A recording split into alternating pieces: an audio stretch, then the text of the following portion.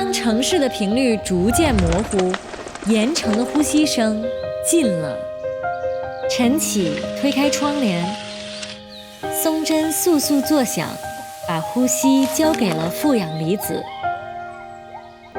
此刻灵魂早已连接上了自然。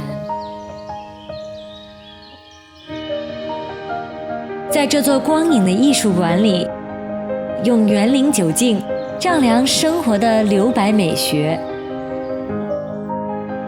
健身房里舒展身心，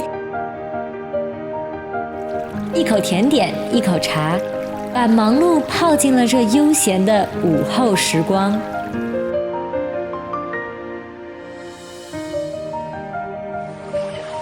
火山岩围起的热泉，抚平每一寸疲惫。温泉只是治愈的起点。晨起品用山野时令，午后漫步曲径的中式庭院。夜幕降临时，陷进鹅绒包裹的云端睡眠，每个细节都浸着疗愈的温度。七木共生的野趣，陵园入画的雅意，枕泉而眠的温柔。